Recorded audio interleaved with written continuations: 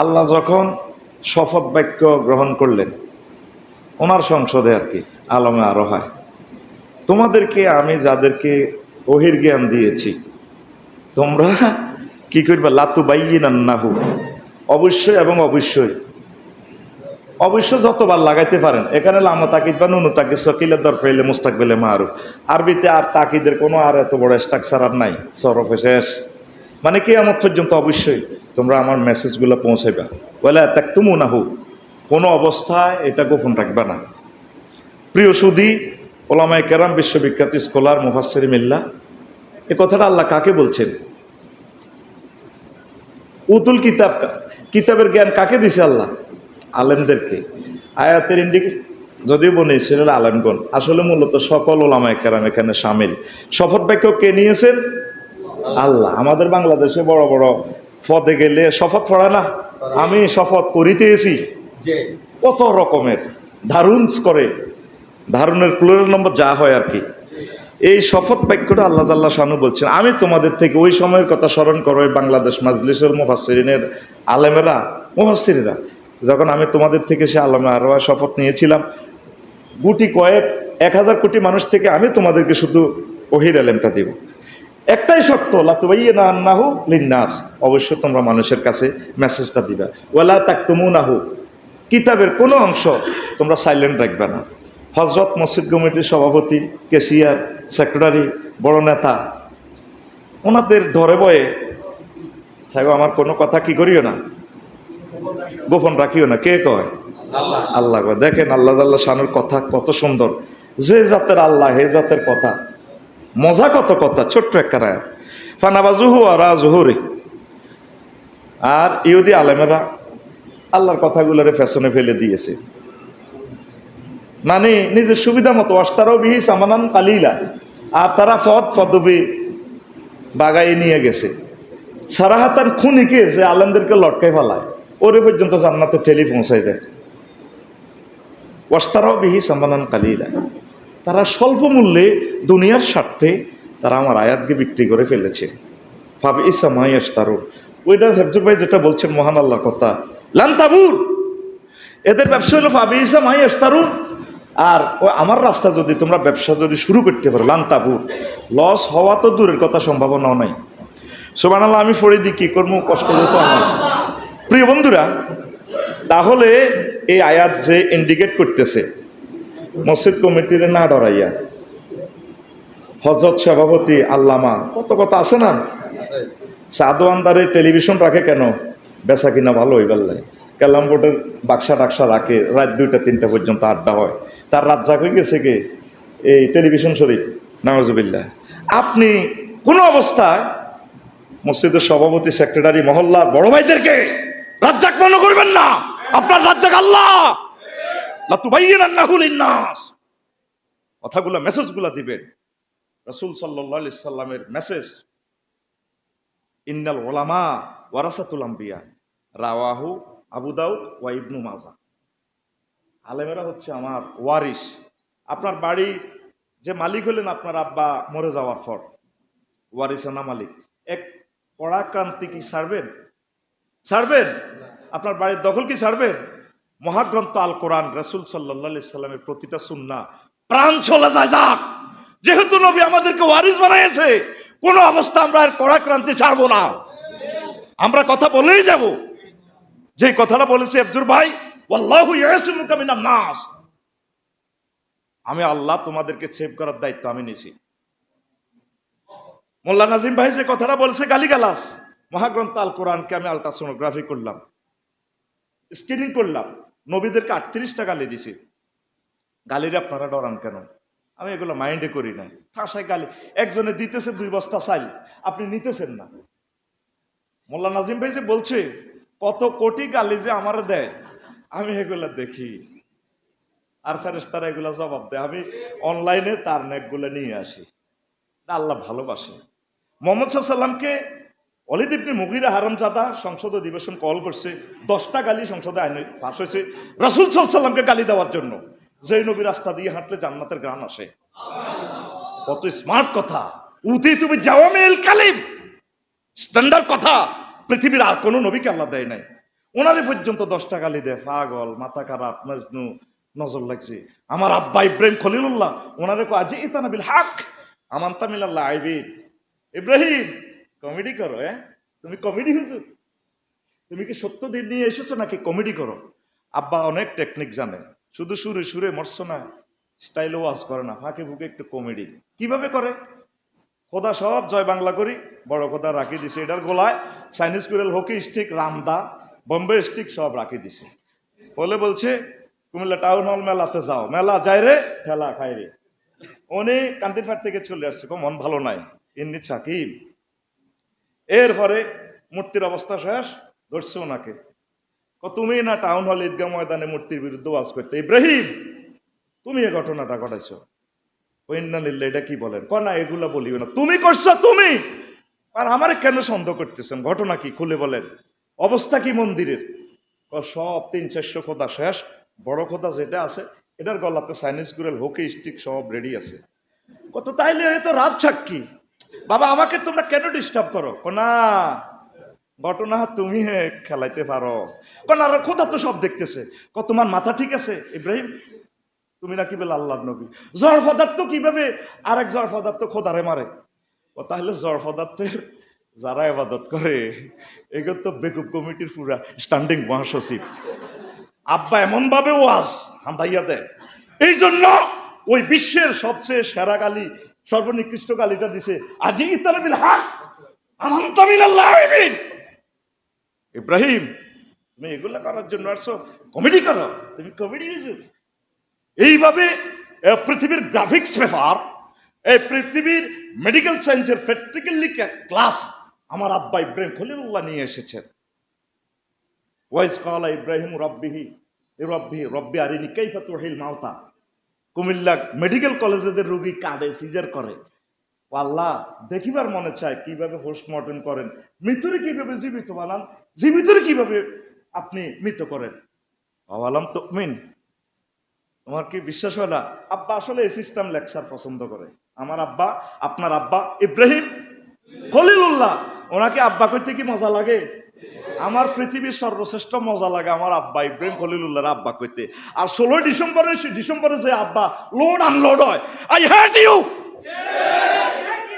মিল্লাত আবিকুম হুয়া সাম্মাকুমুল মুসলিমিন। কথা বলেন, বাঘের মতো হুঙ্কার দেন, মিল্লাত আবিকুম হুয়া সাম্মাকুমুল মুসলিমিন। এসব ডিসেম্বরে আব্বা, আমি তাকে প্রশ্ন করি না যার আব্বা ঠিক নাই, কথা ঠিক কিনা? আব্বা যদি দেখতে হয় ইব্রাহিম খলিলুল্লাহকে প্রাণ খুলে ডাকবেন। শুআয়ব আলাইহিস সালামের কয় মা নাফকাহু ওয়া মা ইয়াকিদু ইয়াবিন। তুমি যে সমস্ত কথা বলো টেলিভিশনে, তুমি তো একটা টক শো করতে পারো না। এই কথাটা মুসা কালিমুল্লাহরাও বলছে, তুমি যা বলো হয় না, কথাই তো ওয়ালা ইয়াকাদু ইয়াবিন। তুমি একটা বক্তৃতা দিতে চান না, আমি ফেরাউনের হেদায়েত করতে আসছো, হুজুরে নাকি বক্তৃতা দিতে জানো না। আমাদের ভুল ধরে যারা জমার খতিব, আল্লাহর টেলিভিশন সেন্টারে যিনি প্রতি সপ্তাহে বক্তৃতা দেয়, ওনারা কোনো বাংলা বানানোর নিয়ম জানে না, প্রমিত বাংলা জানে না, এই জানে না সেই জানে না। অথচ এই খতিবগুলো এই আল্লাহ জাল্লাহ শানু নির্বাচিত করে এই মঞ্চে বসাইয়েছেন। আমিন। এইভাবে গালি কত আসবে? 38, আমার এই পর্যন্ত 6-7টা হয়েছে। গনিবাসী দেখলাম যে 7টা পর্যন্ত খাইছি গোল, আরো আমার গোল কয়টা আছে? আরো 31টা বাকি আছে। কথা বলেন, চিন্তা করবেন, এগুলো নিয়ে কোনো টেনশন করবেন? আপনার কাজ হচ্ছে আল্লাহর কথাগুলো বলে যাওয়া। আপনারা না বললে আমার আল্লাহকে, রাসূল সাল্লাল্লাহু আলাইহি সাল্লামকে কে প্রচারটা করবে? নিরবিচ্ছিন্নভাবে আপনারা বলতেই থাকুন। নবীজি 13 বছর মক্কা আল মুকাররমা ইসলাম প্রচার করেছে। আলোচ্য বিষয় ছিল আল্লাহ মানো জান্নাতে ঢোকো। মদিনা তৈয়বা 10 বছর ইসলাম প্রচার করেছেন। কয় বছর? 10 বছরে আলোচ্য বিষয় কুমিল্লা টাউন হল কিভাবে চলবে, কৃষি মেলা কিভাবে চলবে, তারপরে DC office, criminal law, civil court কিভাবে চলবে। আল্লাহ রসুলের 10 বছরে স্বরাষ্ট্র, পররাষ্ট্র, মুক্তিযুদ্ধ বিষয়ক মন্ত্রণালয়, খাদ্য অধিদপ্তর, প্রতিরক্ষা, বিদ্যুৎ, জ্বালানি, গ্যাস, পরিবেশ ও জলবায়ু সব কিছু আল্লাহ রসুল সাল্লাল্লাহু আলাইহি সাল্লাম এই 10 বছরে শিখাই দিয়েছেন। তাইলে মক্কার 13, মদিনা তৈয়বার কত হয়? এই দুটোটা মিলি হইল কি মুহাম্মাদুর 23 বছর মিলি। যদি আপনার মসজিদের সভাপতি হজরত মুসল্লিরা ওই মক্কা মদিনা তৈয়বার 10 বছর ওয়াজ যদি না শুনতে চায়, শুনলেই যদি আপনাকে বলে হুজুর ধর্মের নামে রাজনীতি করে, বলার কিছুই নেই, তাকে আপনি মেসেজটা পৌঁছাবেন। যদি সে এটা না মানে তাহলে সে অর্ধেক মুসলমান, তার কলমা চেঞ্জ করতে হবে, লা ইলাহা ইল্লাল্লাহ অর্ধেক মুহাম্মাদুর, আর ভাই বলেন লা ইলাহা ইল্লাল্লাহ অর্ধেক মুহাম্মাদুর রাসূলুল্লাহ অর্ধেক। উনি তো মদিনা তৈয়বার 10 বছর মানে না। এই মেসেজটা শুধু দিবেন। আপনারা ওলামায়ে কেরাম রবের সামনে একদিন দাঁড়াতে হবে। এই কথাটা শুধু মদিনা তৈয়বার 10 বছরের মেসেজ যারা দিছে তাদের কারো কল্যাণ নাই এই দুনিয়াতে। ইমাম, তারপরে এই আপনার সৈয়দ কুতুব শহীদ রহমতুল্লাহ আলাই, নেজামি সাহেব, সাইদি সাহেব, তাম পৃথিবীতে যতগুলো লোক শহীদ হয়েছে বড় স্কলার, মদিনা তৈয়বার এই 10 বছরের কথা যারাই বলবে তাদের কল্লা থাকবে না। কল্লা দেওয়ার জন্য রেডি থাকেন। খালি মূর্খার কল্লা খাইয়েন না, গরুর কল্লা খাইয়েন না। যদি আল্লাহ আপনাকে আই লাভ ইউ কয়, যদি মহব্বত লাগে, কল্লাটা নিয়ে যাবে। আমরা কল্লা দেওয়া যা, তবে নবীর ওয়ারিসান আমরা ছাড়বো না ইনশাআল্লাহ। ইন্নাল উলামা ওয়ারাসাতুল আম্বিয়া, আমরা নবীর ওয়ারিস ওহির এলমির দৃষ্টিকোণ থেকে। আমি মহাগ্রন্থ আল কোরআনকে ওই দিন ফোন করলাম, এক বুড়িকে যখন বলল কোরআনের সাথে কোনো রাজনীতির সম্পর্ক নাই, তা আমি কোরআনের ফোন করলাম, কোরআন কেমন আছিস? আফসারে আসি ভালো। বললাম কোরআন তোর তো নাম কারিম, আবার জিগায়। কার্মুন শব্দের অর্থ হচ্ছে আঙ্গুর, কার্মুন শব্দের অর্থ হচ্ছে মদ। আরবিতে যারা মদ খাইয়া মাতাল হয় ওদেরকে কারিম বলা হয়। তো কোরআনের কেন কারিম বলা হয়? মাতাল যেভাবে সব দিয়ে ফেলে, কিন্তু লুঙ্গিটা সব দিয়ে দেয়। কোরআনের কাছে আপনি হাত বাড়ালে মহাগ্রন্থ আল কোরআন আপনাকে সব দিয়ে দিবে। কি ইনফরমেশন চান? তিবিয়ানান লিকুল্লি শাইইন, সকল কিছুর পরিপূর্ণ বর্ণনা। তা আমি কোরআনের বললাম, এর বাংলাদেশের মন্ত্রণালয় 38টা। আচ্ছা, কোরআন প্রথম মন্ত্রণালয় পার্বত্য চট্টগ্রাম বিষয়ক মন্ত্রণালয়, তোর কাছে কি কোনো ইনফরমেশন আছে কোরআন? কোরআনে আমাকে বলে আবার জিগায় 30টা আয়াত আছে, ওয়াজালনাল জিবালা আওতাদা। এরপরে প্রাথমিক ও গণশিক্ষা মন্ত্রণালয় 2 নম্বর সেক্টর মন্ত্রণালয় 784টা আয়াত। কৃষি মন্ত্রণালয় 81টা আয়াত। আমরা তো খারিজ করি, মাল দিই, মাল খায়, খারিজ, হ্যাঁ, ফর্সা, ডিভিএস, সিএস, আরএস। এই কৃষি মন্ত্রণালয় নিয়ে 81টা আয়াত মহান আল্লাহ বলেছেন। বেসামরিক পরিবহন, বিমান পরিবহন ও পর্যটন মন্ত্রণালয় নিয়ে মহান আল্লাহ 28টা আয়াত নাজিল করছেন। সুবহানাল্লাহ, আমি পড়ে দিই কেমন? আর আপনারা সুবহানাল্লাহটা বিকেএসএ সিস্টেমে মারি দিলে হবে। জানি তো নামাজের সময় হয়ে যাচ্ছে, কে কাকে জাগাবে ঘুম থেকে? ভাই শোনা যায় কিনা?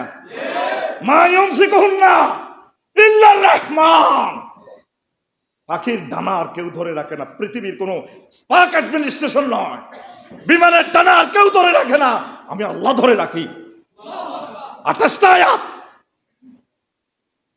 আমার খুতবাতে খুলে দেখবেন, জুমার খুতবাতে ফরতে ফরতে আমি লিখে দিয়েছি। শিক্ষা মন্ত্রণালয় নিয়ে 782টি আয়াত, প্রতিরক্ষা নিয়ে 11টি আয়াত, খাদ্য অধিদপ্তর নিয়ে, খাদ্য মন্ত্রণালয় নিয়ে 132টি আয়াত, সংস্কৃতি বিষয়ক মন্ত্রণালয় নিয়ে 43টা আয়াত, সড়ক পরিবহন ও সেতু মন্ত্রণালয় নিয়ে মহান আল্লাহ 13টি আয়াত নাজিল করেছেন। প্রিয় বন্ধুরা, বাণিজ্য মন্ত্রণালয় নিয়ে 42টি আয়াতে আল্লাহ কথা বলেছেন। বিদ্যুৎ, জ্বালানি ও খনিজ সম্পদ মন্ত্রণালয় নিয়ে 197টি আয়াত আল্লাহ কথা বলেছেন। আল্লাহু আকবার। পরিবেশ, বন ও জলবায়ু পরিবর্তন নিয়ে 31টা আয়াতে আল্লাহ কথা বলেছেন মহাগ্রন্থ আল কোরআনে। জনপ্রশাসন মন্ত্রণালয় নিয়ে 131টা আয়াত। আর ওই ভদ্রলোকে সাইদ হিসাবের বিরুদ্ধে টক শো করে, টক শু। মৎস্য প্রাণী সম্পদ নিয়ে মহাগ্রন্থ আল কোরআন 32টা আয়াত নাজিল করেছে। কথা সেভ হচ্ছে টেলিভিশনে, কোথায় থেকে আমার পালানোর কোনো সুযোগ। আপনাদের কাছে নতুন ইনফরমেশন আর কি, আফসারি ভাই কি ঠিক আছে না অন্য গ্রহ থেকে আসছে? 38টা মন্ত্রণালয় কিভাবে ফাট টু ফাট আল্লাহ কথা বলছে, আফসারি ভাই কি ঠিক আছে নি কোথায় থেকে বলে? কথা সেভ হচ্ছে। গুগল শরীফকে প্রশ্ন করবেন, ইউটিউব শরীফকে প্রশ্ন করবেন, সেখানে জবাব না পাইলে আমাকে ফোন দিবেন, হোয়াটসঅ্যাপ নম্বর সার্বক্ষণিক খোলা। অনুষ্ঠান একযোগে প্রচারিত হচ্ছে মহানগর, কুমিল্লা মহানগর থেকে। আর মাত্র অল্প কয়েক মিনিট। রেডি তো ভাই? রেডি?